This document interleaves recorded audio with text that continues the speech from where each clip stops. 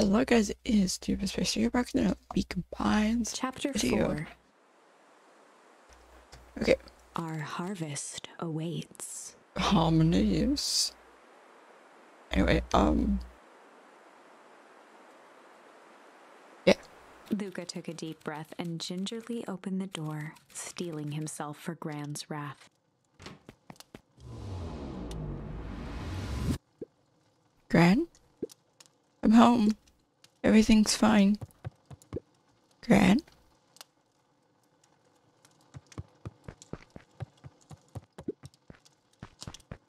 I think I already have that card. Sorry. I don't remember. I actually probably do. Gran? I know I wasn't supposed to go anywhere. I was just helping look for Rolo.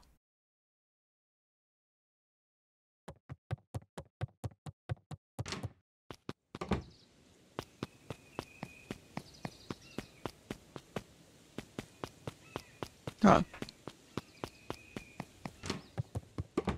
Gran? Roxy came over. She was worried about him, so I figured you wouldn't mind if I helped look for him. Oh, now we're moving. Turns out Rolo is safe and sound.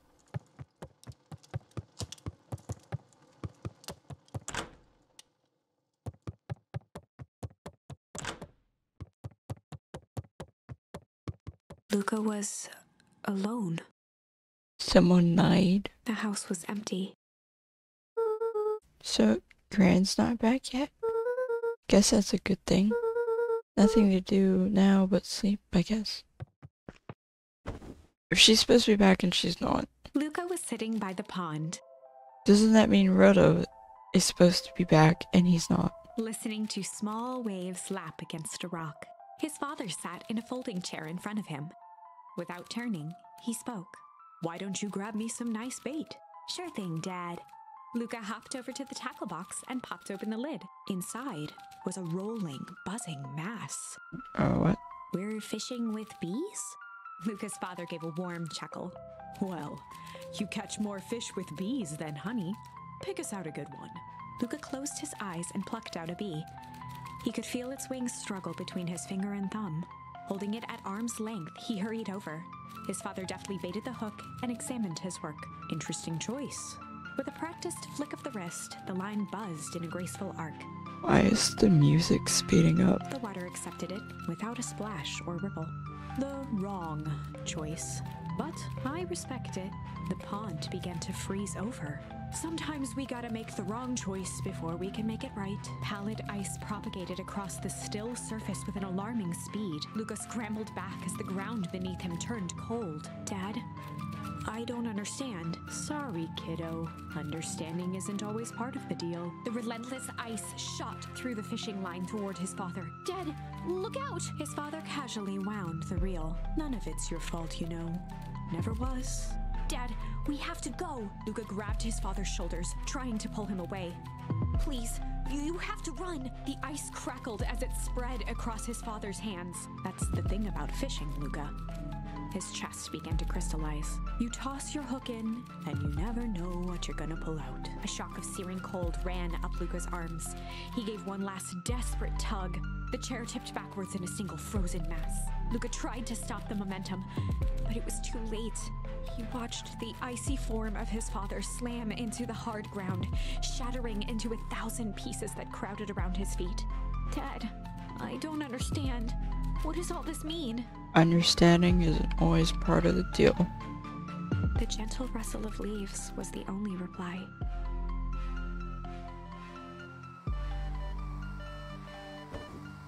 Hey, the radio. Luca's eyes struggled to focus on the walkie-talkie. Rolo? Faintly, he could hear Rolo amongst the noise. Luca? Rolo? Is that you? Luca? There? Rolo, it's the middle of the night. Luca, thank God. Listen, I don't know how long this thing will work down here. Down here? Rolo's voice was coming through more clearly now. But some words were still just static. Listen to me. Someone grabbed me yesterday.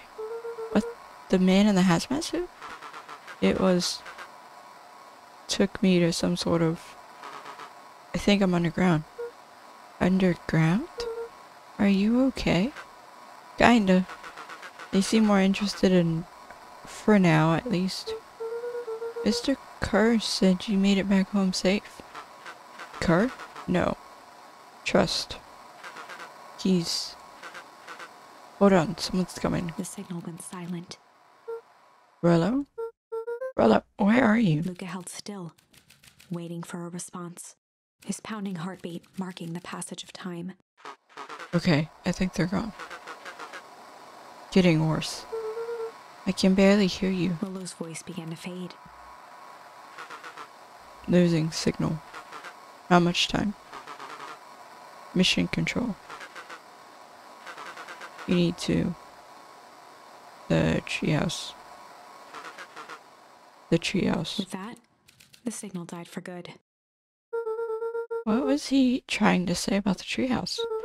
What's at the treehouse? The antenna. He wants me to use the antenna in the treehouse to get a better signal.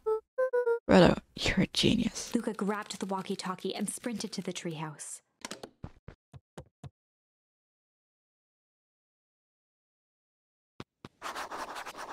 Okay. Luca heard a group of footsteps approaching. He dashed behind the bushes to avoid being spotted. I can see his little head. So, we all understand our roles. You can count on me. I still think we need more time. This wasn't the original plan. Mr. Tolliver paused, shifting his eyes to one side. We're all in danger now. I, for one, refuse to sit idly by while that danger persists. I refuse. Hiram, you just keep your wits about you. Mr. Tolliver took one long, quiet breath. You're right, you can count on me. I just wish we could have made that deal with Harris Valentine. Our resources would have still come in handy. As I said, I had no time to contact her after your call this morning. Plans change. How's Luca holding up? He's fine. We shouldn't lose sight of the fact that this is all... I know very well what all of this is for. We have no choice. Operation Sparkplug has a new objective. Are we in agreement? The three shared a determined look. Good. We'll reconvene after the festival.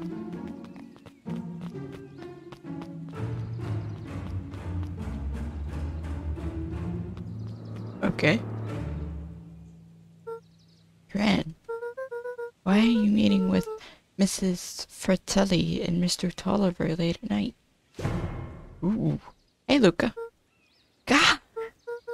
Dawn, you scared me. How long have you been there? Oh, just a few minutes. Earlier today, I saw Mr. Tolliver and your Gran enter the diner together. When my shift at the newsstand was over, they still hadn't left, so I used the greatest tool of any investigative reporter. Time. When they left, I told them here. What do you think they're up to? Whatever it is, they seem organized and determined. They mentioned the festival. Yeah, I heard that too. Has your Gran been doing anything different recently? Anything strange? She got a phone call this morning and rushed out the door. A call from Hiram Tolliver, it seems. She was either furious or terrified. Or both. Luca, be careful out there. I think we might be in the middle of the scoop of a lifetime. I will. Aren't you coming out? Yeah, I'm gonna stick out here for a bit longer. See you, Luca. Bye. Just slowly vanish. Run this way, right? Wait, what's up with you two? I did it. Changed the sign. Splendid. Did anyone see you? I don't believe so. You were right. It was simple enough to just rearrange the letters. Odd choice for a prank, though. In situations such as these, odd is good. The two boys shared a mischievous grin. Can't wait for everyone to see the big reveal. It should be quite memorable. Let's make ourselves scarce for now.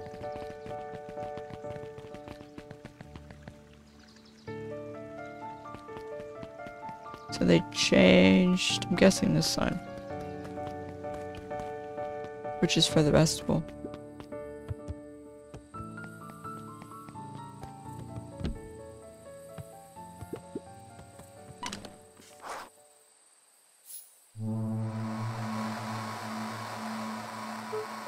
Rolo? Rolo, are you there? I'm at the treehouse now, Rolo. Mr. Kerr said you were alright. What happened out there?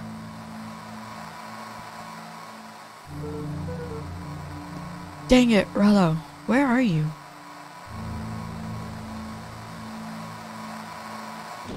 Oh. Who's there? Luca could only see a cloaked shape behind the rocket. I've got weapons in here. Okay, can we just mention if someone was here, they would have had to get here before Luca. Anyway, so you better come out right now. He strained to hear as a muffled voice began.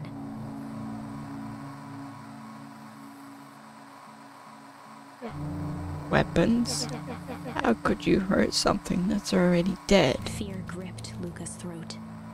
Hey, no need to make this over dramatic, mate. Who are you? What? You don't recognize me? I guess I don't even recognize myself anymore. Luca stared at the ground for a moment, trying to place the dampened voice. The figure shifted slowly from behind the rocket, revealing itself to Luca. I'm a monster. And now they hunt me like the beast I am. Iggy? Luca reached over empathetically. Iggy's tone jolted to dejected anger. Don't touch me. This is all your fault. Luca slumped to the ground, overwhelmed by guilt. I'm so sorry. I didn't mean to. I lost control. So you couldn't control yourself for a second. Then I get to be like this forever? There must be a way to fix this. Oh, you're gonna be my savior? Perfect little Luca saves the day. With his positive attitude and the power of friendship. None of this matters. There's no time. They were after me. They chased me all the way through Weepwood. I only came in here to hide. Hide from who? Who's after you? Luca. Luca. Rolo? It's not safe. Luca. I like saying my name. Rolo, where are you? The treehouse. I'm at the treehouse, Rolo. Where are you? No, Luca, the treehouse isn't safe. They said they were going to the treehouse. I was trying to tell you to stay away from the treehouse. Who said they're going to the treehouse? The clipboards. But did I tell you? Those perennial harvest wackadoos are after me. They've been chasing me, yelling questions at me. What sort of questions? They were saying the same stuff they always do. But it's different now. Less asking, more threatening. We're gonna figure this out, Iggy. Yeah, well, thanks. Hello? Is anyone present in this boreal domicile? What's up with that dog? Crap, they found me. Luca, what's happening? Don't panic. You stay here and I'll see what they want.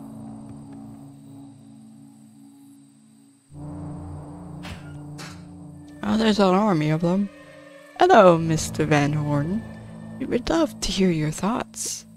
Do you have time for an informal chat? We will be brief. Your time is valuable to us. Be down in just a second. Of course, of course, of course. We have a problem. Luca, you gotta get out of there. Who's out there? Is it them? Yeah, it's clipboards. A bunch of them. How many? Maybe all of them? And yeah, you were right.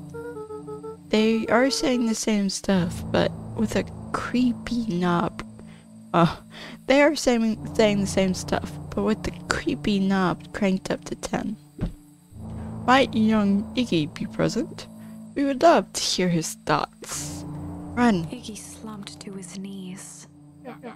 I don't know what to do. I'm just so tired. Luca, what do we do? Luca grabbed the walkie-talkie and headed for the window. Follow my lead. Luca and Iggy climbed up the back of the treehouse to its roof, where Rolo had constructed his MCDC, the Mission Control Defense Cannon. From behind the crowd of clipboards, William Kerr strode forward, a warm smile on his face. Iggy, there you are. You gave all of us a heck of a scare. Go away, just leave me alone. Oh, I'm sorry, Iggy, but no can do. Don't worry, though. We're here to help. Help? Then why are you chasing me? Luca, can you talk some sense into your pal here? Just look at him. He's not well. What's wrong with him? What did that gunk do to him? Well, that's a pretty honkin' big question, Luca. All you need to know is that he's sick. He's real sick, Luca. I just need you to let us up there and take care of him. You told me Rolo was okay, and he was back at his place resting. He is, poor fella, just got a little lost. That's a lie. That is a hurtful thing to say, Luca. I thought we were buddies. Whoever said that. Why? Because he let you ramble on like a wackadoo? Nobody likes you, you creep. Kerr's smile faltered.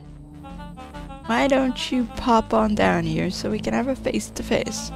Yelling like this is gonna give us all a heck of a sore throat. And who wants that? Luca's grip tightened on the MCDC. What did you do to Rolo, you liar? Well, shucks, Luca. The only teeny tiny fib I told you was that he was at home, when you also told me my gran was looking for me. He is resting, and he is perfectly safe. For now, at least. What happens to him next is up to you, Luca. Look around. You're in quite the pickle, and I am the only person in the whole wide world, who can help you. You get to decide how this ends. Luca's mind raced. He was caught in a trap. What do you do when there's no hope? Iggy wiped his cheeks with a sleeve. What are you gonna do, Luca? Fight. Drew himself up and decided to take the only option they had left. Fight. Luca drew himself up and decided to take the only option they had left. Fight. He swung the Mission Control Defense Cannon around, aiming it confidently at the smirking face of William Kerr. Hey, Mr. Kerr. Luca summoned his most insolent demeanor. Rolo sends his regards. That was great, you just gave him a way up. Hey, that was uncalled for, more than a little rude. And just plain unsanitary.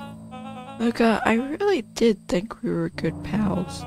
What a shame that it's come to this. Kerr turned his back on the two boys.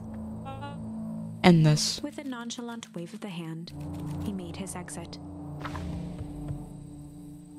As the clipboards began to slowly advance on the treehouse, Luca looked to Iggy with resignation in his eyes. The end. That escalated quickly. Maybe discretion was the better part of valor here. Let's put a pin in this for now. Okay, so... Oh, this one. It's a different one. With, this is Mr. Linkard, right? Stories about a struggle. Oh no, this is all the way... This is a story about struggle. It's all the way at the Could hear beginning. a machine humming somewhere nearby. He felt around wildly, searching for something, anything that could help. His hands found a hard object, maybe a tile? He yanked it free, lifting the cold stone. Let me go! Oh yeah, this is Mr. Linkard. Lucas swung the tile as hard as he could at the shape that still held fast to his leg. He heard the crack of glass as the stone hit the assailant's mask. With a muffled yelp, the hand let go. Luca was free and scrambled to the door. He never looked back once on the long run home. Wait, what? Chapter 3. Yeah, this is the beginning. Oh. Everything's fine. The next morning, it was quieter than usual at the breakfast table. Only the sound of silverware and chewing interrupted the awkward silence. Yeah, this is far back. I finished drawing a mess of jam last night.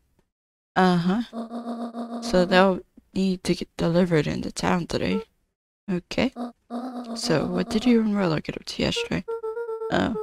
Rolo had things to do, so I just sort of poked around town. Oh, this is if we went without Rolo. Okay. That's what it is. Cool. I've set the jam down by the front door. There's 2 batches to drop off. Mm-hmm. One for Mr. Dolivore at the Bag and Wag.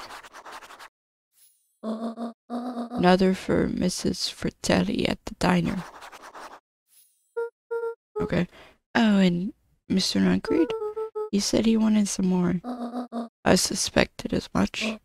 Yes, he seems to have taken a particular interest in my jam. There are some extras in the basket for that enthusiastic gentleman.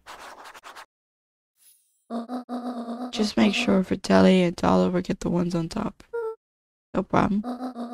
Off with you now while the day is still young.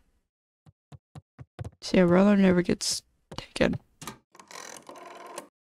Who are you calling?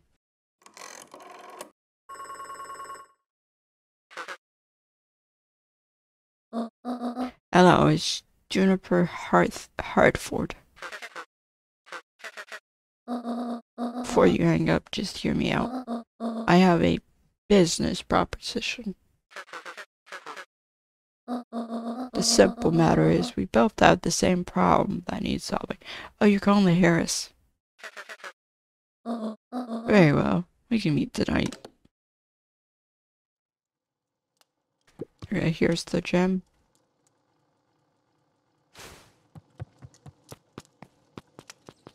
Hey, Rolo. Okay. Sorry about yesterday, Rox. Sorry about yesterday. Roxy can be so annoying. But good news, no more boring chores for me today. Did you make it to the old Valentine warehouse? So, what did you find? Give me the dirt. Something happened. There was someone else there. What? Who was it? Was it aliens? I knew it would be aliens. No. Zombies? No. Alien zombies? What else could it possibly be? Well, I've got to deliver these into town first. We can catch up after. Oh, is it a whole thing?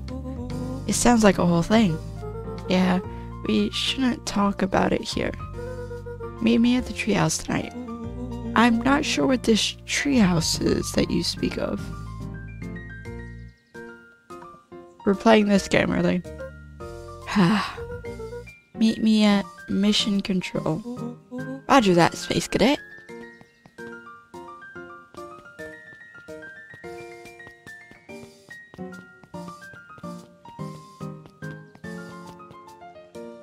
There's no one here. All beside you. You can tell those jerks. It doesn't matter how many boxes they pile up. I ain't moving. Okay. That's interesting always.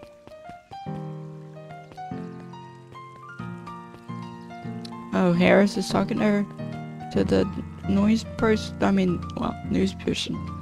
Mr. Wilder, I trust you have time to chat. Eris Valentine, oldest of Sharper Valentine's children, and heir to the Valentine fortune, had a way of making questions seem like demands. Certainly. What seems to be the problem? Mr. Wilder had learned to assume that if he was hearing from Eris, it was because she had taken issue with something he had put in the paper. I couldn't help but notice that the front page of this morning's paper was consumed with stories about this silly festival. Well, yes, that is the news of the day, but there was no mention of the museum, nor the foundation through which it was endowed. I'm sorry, Miss Valentine. My readers are more so interested in this town's future rather than any one family in particular. There was a time, Mr. Wilder, when the goings-on of my family was the only thing this town cared about. Well, things change, ma'am.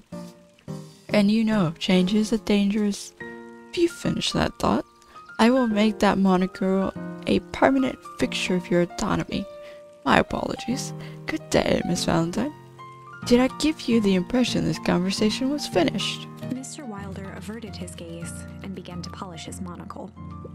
Well, good day, Mr. Wilder. Yes, you have to be the one that ends the conversation. We get it. Full of yourself.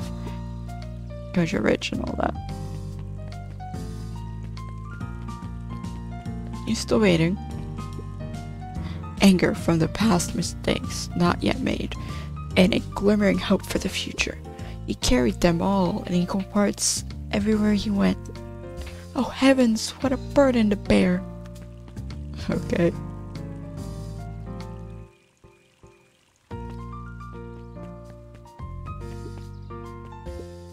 How do you keep the ice cream cold?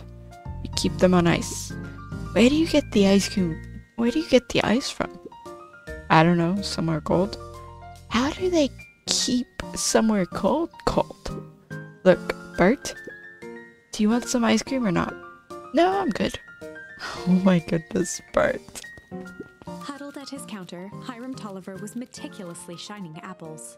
More accurately, Hiram Tolliver was meticulously shining one apple. Weird. Hello? Heap. With a yelp, Mr. Tolliver fumbled the apple, flailing at the air as it fell. Oh, sorry. No bother. No bother. He leaned forward and lowered his voice. I see you have something for me. Yeah, Gran had some jam I'm supposed to give you. He leaned in a bit further. Jam? Yeah, these ones on top. She wrote your name on them. Mr. Tolliver leaned back, speaking loud enough for anyone to hear. Ah, yes! The jam! Thank you so much for delivering this jam to me. He reached forward and snapped up the jars of jam, giving Luca a little wink. I shall put it on my store shelves post-haste. Okay, I should finish my deliveries. Of course!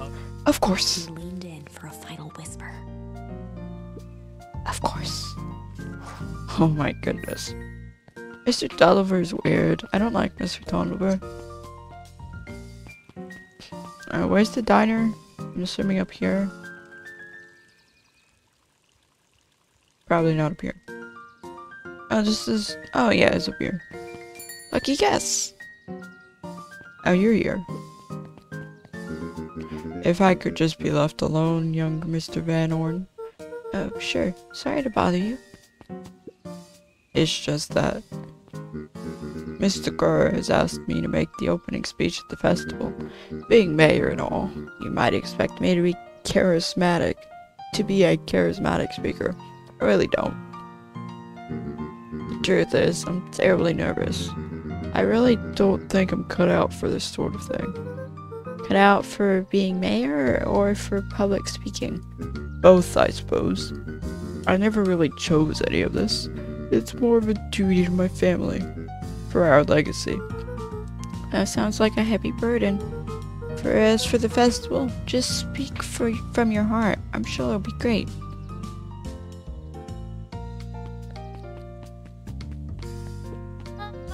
Well, if it isn't my favorite little jam runner. Hey, Mrs. Fratelli. Look at She you. leaned forward and pinched Luca's cheek. You're all skin and bones. Is your grand not feeding you? She is. It's just. I understand. You know, I taught your mama how to cook back in the day. You may not even remember, but you and her used to help out in the diner. See that picture over there? That's you helping your mama back in the day. So cute, running around in your little apron taking orders. The whole situation just breaks my heart. What happened with Eleanor? Break? I've got a feeling she's out there somewhere yearning to be with you again. Few things in this world can keep a mother from her son. Luca shifted the basket uncomfortably. Oh yes, let's see here. Mrs. Fratelli lifted the cloth and inspected the jam. Ah, they even have my name on them. How thoughtful. She carefully lifted out her jars of jam. You tell your grand hello for me, Luca. Will do. Cool. Now it's just Nuncreed, who we don't like. Because of something that happened in an alternate reality, alternate paths.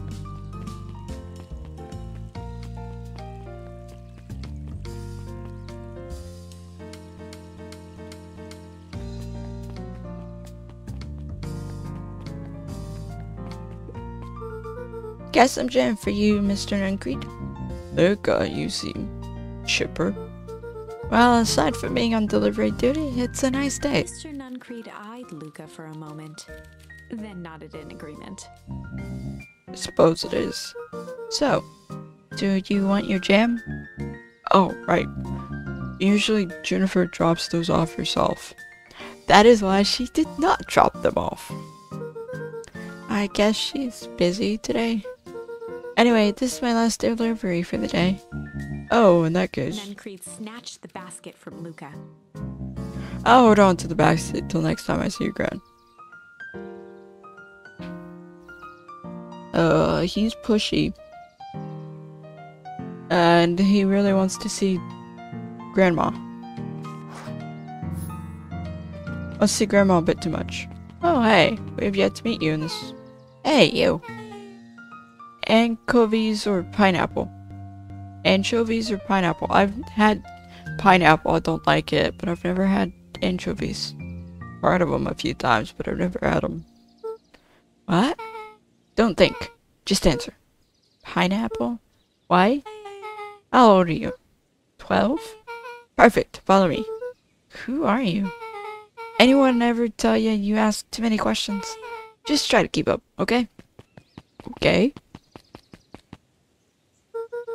What just happened? Well,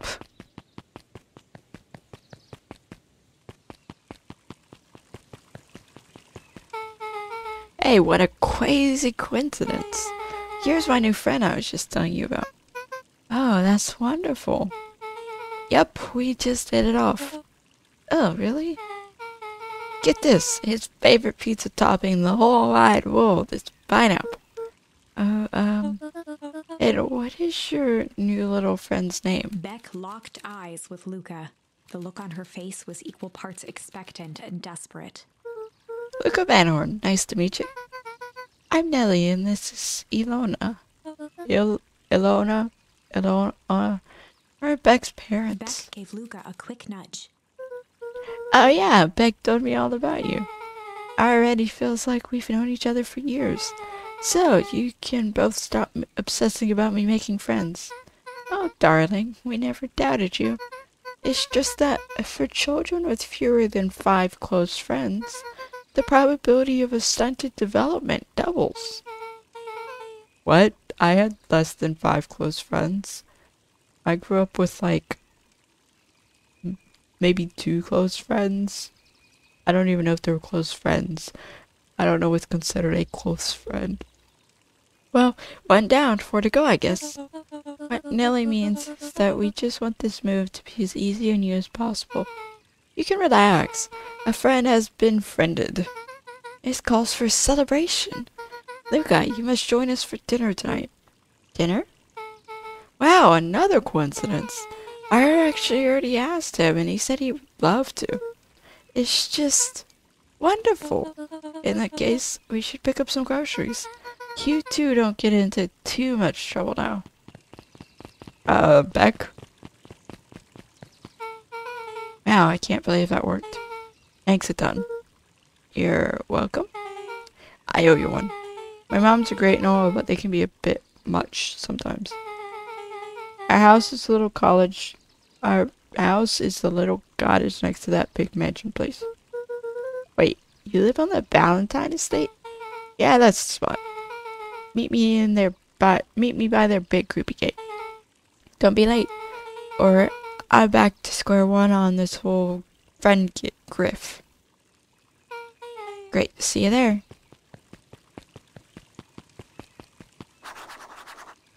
Big creepy gate.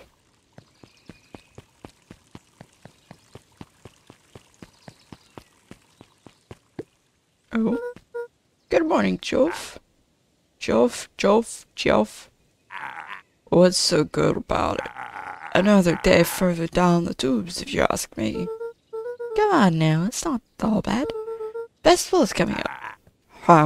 The festival. Old man Valentine used to put on cockamamie shindigs all the time. And where did that get us? Well, it's perennial harvest putting on this one. And they're doing it for the whole town. As far as I can see it. Difference between the old Valentine company and this new perennial harvest outfit. Jeff dug through his pockets for a bit. Is the difference between this empty soup can and this brown banana. But those are both garbage. Exactly.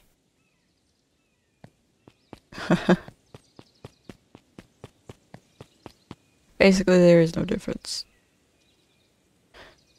So sorry guys, well, I peeked there badly. So sorry guys, this video will be short. It's going to be ending right now. So I hope you guys have enjoyed. Like, video, comment, and subscribe for more episodes. Next video, whenever, whatever that one may be. Bye guys.